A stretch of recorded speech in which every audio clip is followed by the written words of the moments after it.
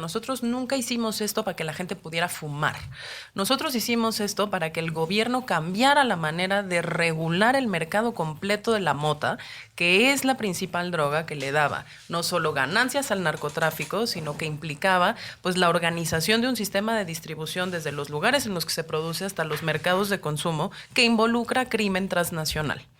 Entonces, sí va a haber un derecho, digamos, y la gente va a poder solventar esa conducta, pero la idea detrás de todo esto es que haya un cambio de política en la gestión de este mercado, que es altamente lucrativo, que empodera crimen organizado y que genera corrupción.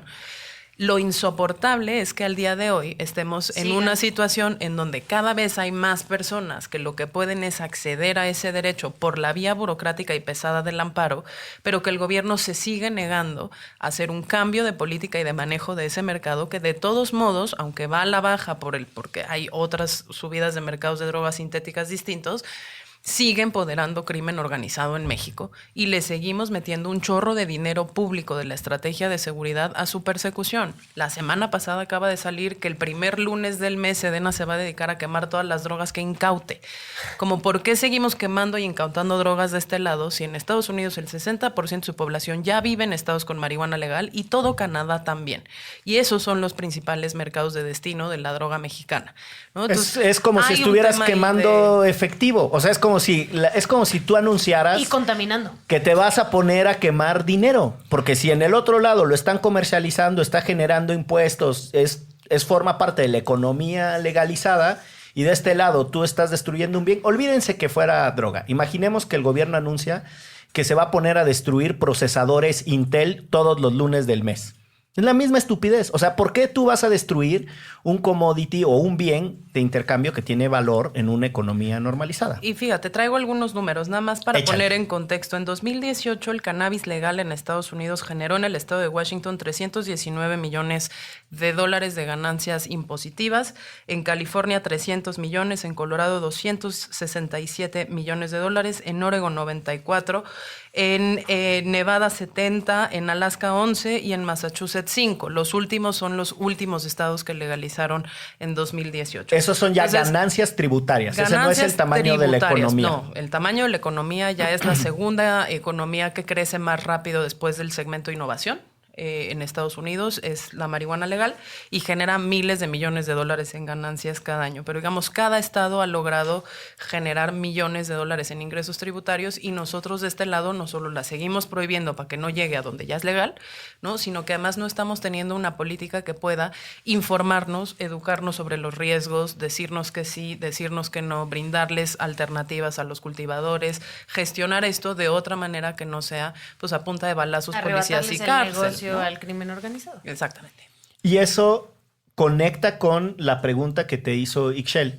Deciden presentar un amparo ahora sobre el consumo de cocaína. Exactamente. A ver, nosotros lo que siempre hemos llevado es el pasito hacia adelante, ¿no? Es decir, cannabis lo empezamos en 2012, le dimos la vuelta al debate, 2019 ya estamos en un lugar en donde la responsabilidad es del legislador y del ejecutivo.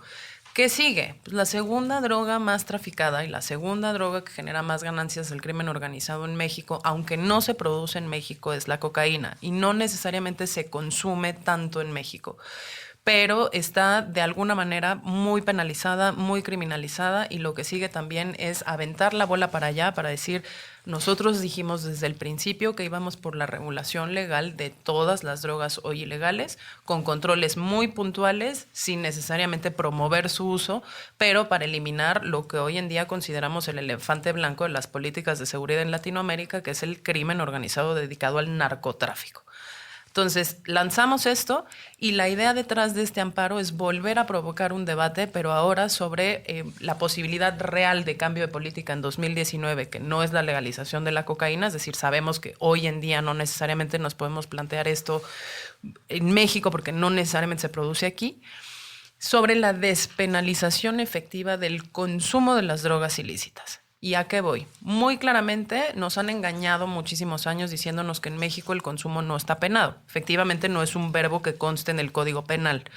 pero sí motiva arrestos y presentación ante la autoridad ministerial. O sea, la tabla de consumos es la tira te sigue llevando. O sea, la tira te sigue llevando por tener hasta 5 gramos de mota, hasta medio gramo de cannabis. Y te tiene que presentar al Ministerio Público y solo el Ministerio Público, dependiendo de la cantidad, se puede desistir de procesarte, ¿no? Si tú tienes menos de medio gramo de cocaína, el Ministerio Público tiene que desistir de la acción penal y te tiene que dejar en libertad. Pero el arresto y la presentación ante el MP no te lo ahorraste. ¿Solo es la primera vez? O sea, tienes hasta 3 veces. A la tercera vez lo que se activa es una cosa que es la obligatoriedad del tratamiento en adicciones, que ese es otro problema, ¿no? Porque el tratamiento de adicciones por México, principios de la OMS horrible. No puede ser involuntario nunca. Pero esa es otra discusión. Entonces, ¿qué pasa? Hoy tenemos una ley que lo que dice es, usted puede portar hasta medio gramo de cocaína, pero en realidad entelequia, ¿no? Porque lo puedes portar, pero de todos modos te pueden arrestar y de todos modos te llevan al MP y dependerá del MP, ¿no? Si te persigue o no. Pero ¿cómo te haces del medio gramo de cocaína? Esa es una. Pero y dos, en realidad el medio gramo es la unidad de venta de la cocaína. ¿Se pueden consumir medios, o sea, se pueden conseguir medios gramos? Sí, sí se puede. Pero cuando piensan en cocaína, cuando les dicen perico, ¿cuál es la primera palabra que les viene a la cabeza? Sí, grapas de cocaína.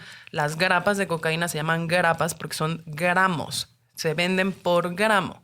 Entonces, cualquier persona que compra la unidad mínima de venta en un mercado ilegal está en automático en el doble de la dosis permitida por la ley mexicana, que lo trata como narcomenudista, ¿no? Si tú tienes más de medio gramo de cocaína, en automático entras dentro del rango del narcomenudeo y puedes pasar entre 10 meses y 3 años de cárcel por la sola posesión, aún no haya intención de venta, aún no haya suministro a menores, aún no haya otro tipo de agravantes.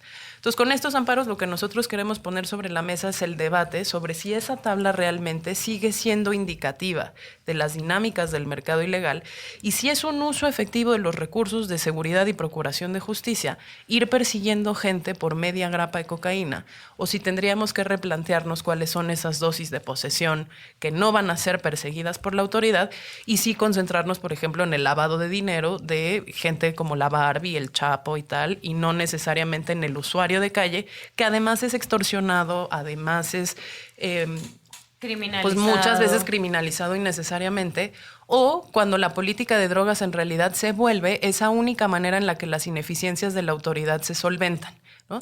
Si la autoridad no te puede probar un delito más grave, normalmente te siembra droga y te procesa por la droga. Entonces estamos también teniendo un incentivo muy perverso para la ineficiencia de la autoridad usando pues, sustancias que no tendrían que ser usadas para ese fin.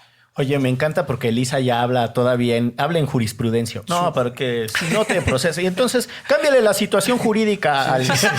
Sí.